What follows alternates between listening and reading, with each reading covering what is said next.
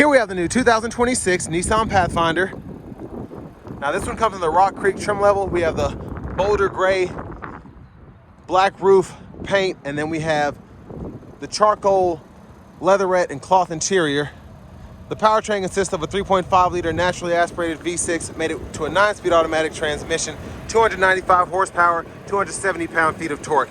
Front end here, we do get our LED headlamps along with the LED daytime running lights. And I like the Rock Creek's look. It's very, very off-road oriented in terms of the styling here. So you get the fog lights down below as well. Down here to these wheels, these are gonna be 18-inch alloy.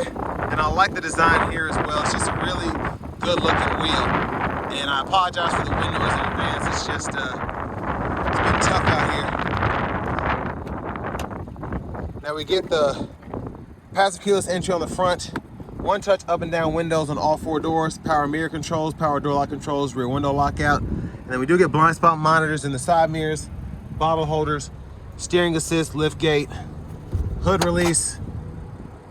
We have a little run-through area underneath the shifter there. But here's our power driver's seat with 2-way power lumbar support. Now I want to give a huge thanks to John Roberts Nissan here in Manchester, Tennessee, for allowing me to review this Pathfinder today. I'll leave a link below in the description. If you're looking to find the best price on one of these closer to home, click that second link down below. It takes just a minute to fill out your information, and I'll make sure the local dealers are fighting to get you the best price on this or whatever new vehicle you might be interested in. Now I have the seat up front adjusted for someone of my size, being 6'3" with longer legs. That wind noise is brutal, so we're gonna sit back here. Pretty good space. Seat back pockets are on both sides. And then you do have 2 USB-C charge ports down below. And there's a look at the front from back here. And then this middle seat folds down, and you can put bottle holders right there, and then a little bit of storage. These mats need to be installed, but they haven't been, so they're just kind of sitting here, so I apologize.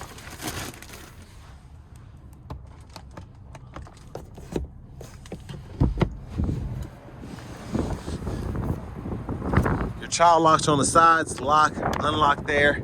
I'm gonna put this back down so I can finish showing the other side momentarily. Capless fuel filler there. Premium's recommended to get that full power output. My gosh, I apologize for this wind. But there's a look at the back end. I feel like I'm gonna blow away. There's the hitch receiver, spare tire, exhaust.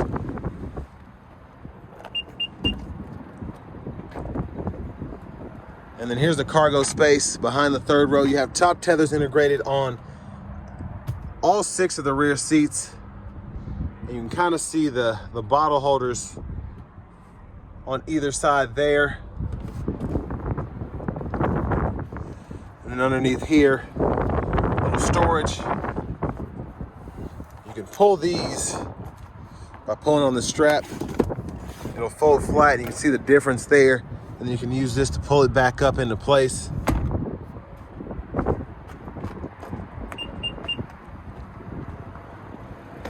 And then as we come around to this rear passenger side, you can hit this button here. Easy to tumble the seat forward. You can also hit it from the back here and then just pop it back into place. And then your lower anchors are right here for the car seats. Stuff's blowing in my mouth and everything. This wind's gotta stop. And then to our front passenger seat, 6-way manual. Can't even get the glare out the way. Then a lockable glove compartment here. Little storage tray up top. And then I'm gonna show you the window sticker. You can pause anywhere you need to take a closer look at anything. The sticker price is $48,220. Crash test and parts content info, and then fuel economy there. And then as we come back around to the front end, just a quick look at the engine bay. There's that 3.5 liter V6.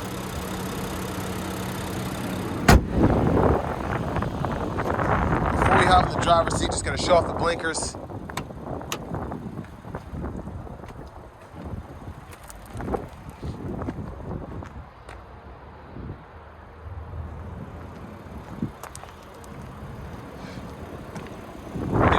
side mirrors as well.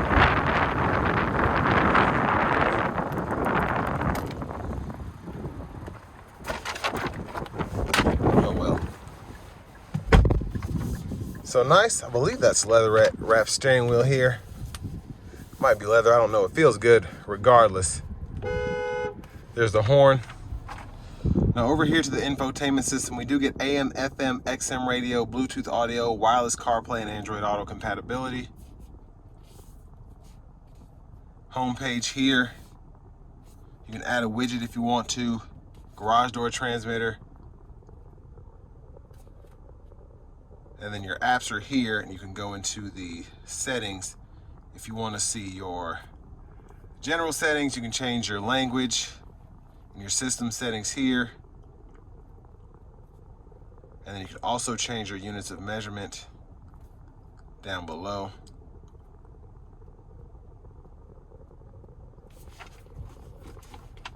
Backup cameras here. Guidelines follow you as you turn the steering wheel. Then you have a front camera there as well. You have a few different angles to choose from, so on and so forth. And then you even have your settings there you can get to if you want to adjust that.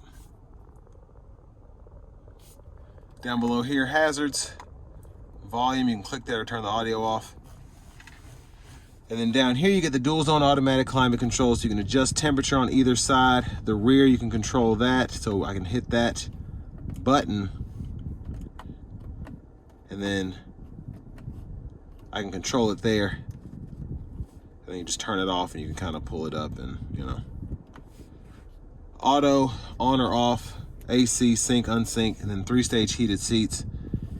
Change fan direction here, fan speed there, and then down below you have 2 USB-C ports. You can connect directly to the radio and a 12-volt on this left side. Now for the shifter, you can just pull down for drive, tap for manual, and then you can use the paddle shifters behind the steering wheel to go through those. And you can see in the bottom part of the gauge cluster what gear you're in. And then you can just tap up for neutral. Press the button, pull all the way up for reverse. Press P for park. Your auto stop toggles here, your electronic parking brake. You pull up to engage, hit the brake, press down to disengage. Automatic brake holds here. And then you have your drive mode selector. You can go through sand, mud ruts, snow, auto, and then you also have the eco, sport, and then the tow mode there. Center console cubby space. And there's a look at the back seat from up here. SOS, lights, sunglasses holder, vanity mirror. And then back up front, left side stock blinkers, high beams, and then your automatic low beams, you can adjust those. Your high beam assist is that button on the side. Right side stock is your intermittent wiper. So one time off, intermittent low, high. You can adjust that intermittent frequency here. Then your rear wiper, intermittent on there. Push back for the rear fluid, pull up for the front. Left side of the wheel itself, volume controls. You can use the scroll bar and these arrows to go through the middle part of the gauge cluster so you can change your settings. If you want to see your fuel economy, if you want to see your tire pressure monitors, you can do that. And then within your settings, you can go in here and change your units for mileage, fuel, tire pressure, temperature, or that language in there. And then even customize the display if you want. This goes to your track list or radio station presets. This pulls up your shortcut menu so you can adjust that there. And then on this right side, you have your cruise control. You can turn that on, adjust the gap, set your speed, cancel, Bluetooth, voice recognition. Push button starts there. Finally, here's the key fob with remote start. But next, let's go ahead and take this 2026 Nissan Pathfinder Rock Creek out on the road for a test drive. So starting the test drive in this Pathfinder Rock Creek here, I like the V6. It's relatively strong. It feels more natural in a vehicle like this, as opposed to like the new Traverses, you get the turbo 4. The new Highlanders, you have that kind of hybrid 4-cylinder setup. And you know, everybody has their own reason for doing everything, but the Nissan here is the V6 is solid. I like how it's paired with these 9-speed automatics. It's easy to drive. It just makes sense for a vehicle like this, I think. The other ones kind of take getting used to, and a lot of times they feel better after you get used to them, but if you don't want to have to get used to anything, this will be the easiest thing, I think, if you're coming from a naturally aspirated V6 with a 6-speed automatic or whatever, I think this will be the easiest thing to get used to.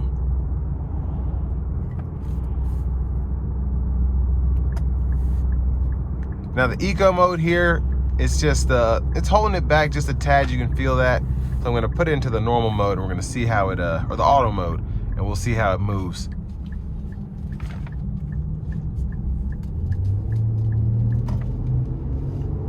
So it definitely feels more natural there.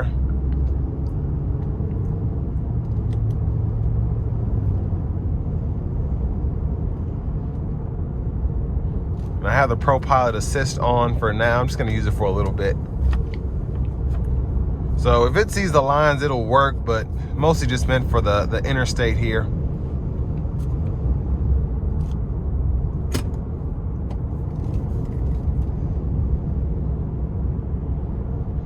Now the overall ride, even though this is an off-road oriented vehicle, is relatively quiet coming down this newer paved stretch of road here, so that's good. And the sound acoustics are pretty good too, even though you have that roof rack there. Now I feel like as we get on the interstates, you might be able to hear the air running through the roof rack just a bit more, but for the most part, shouldn't be terrible because you don't have a sunroof.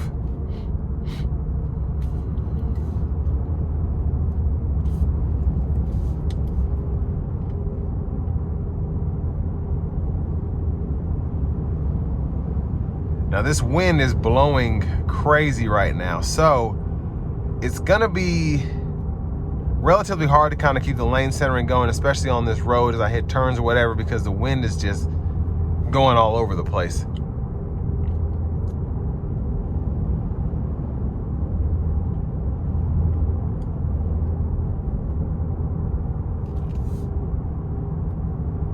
But as I said, I mean, it's very comfortable driving this.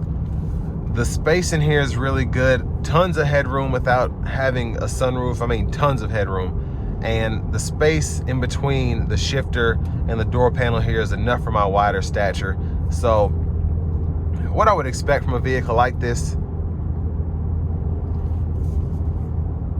visibility wise, the hood, you can see it, but it's not really hindering my, it's not too much. Even though it kind of raises up there in the middle, I can still see pretty well. Blind spot monitors help. This rear view mirror, I like that the back glass seems to be a little wider, if that makes sense. Longer, I guess, from top to bottom.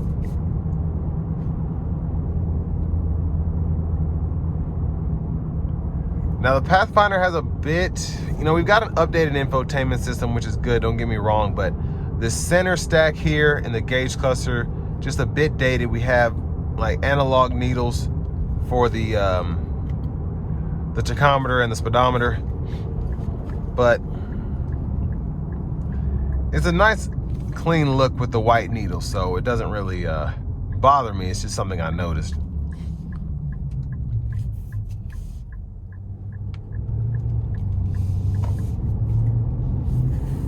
Now I'm going to put in the sport mode, and then I'm also going to try out the manual mode as well. I'm not going to thrash it, but I'm going to give it a little pull getting on the interstate. Hopefully I'll be able to, because this guy is driving like he doesn't know what's going on.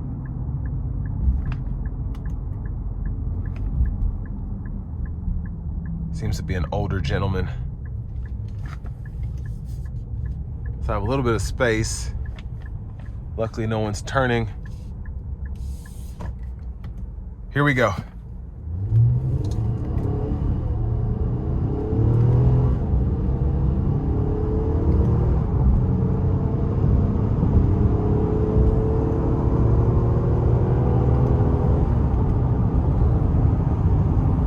So again, wasn't pushing it at all.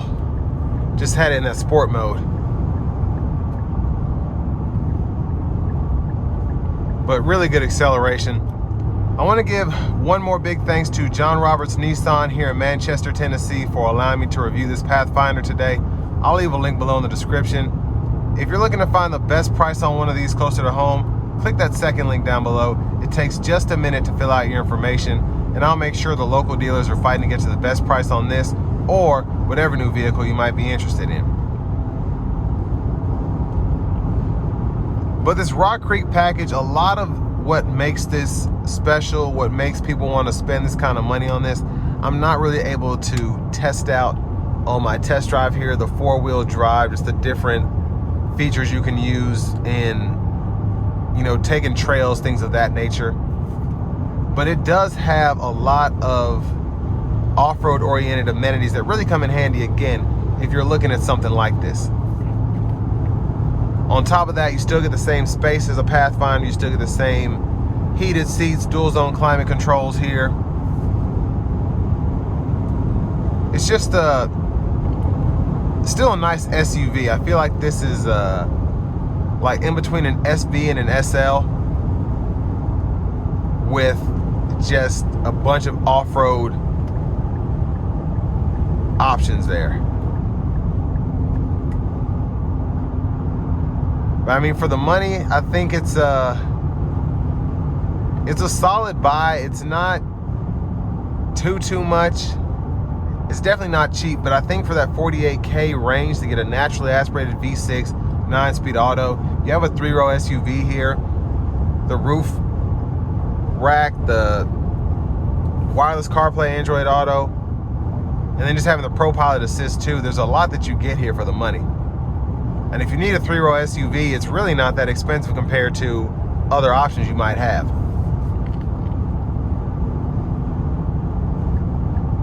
But I think, again, for the money, and if you're actually one of those people that drives off-road, needs that 4-wheel drive, so on and so forth, this is a really good direction to go. But this will bring me to the end of my review of this 2026 Nissan Pathfinder Rock Creek.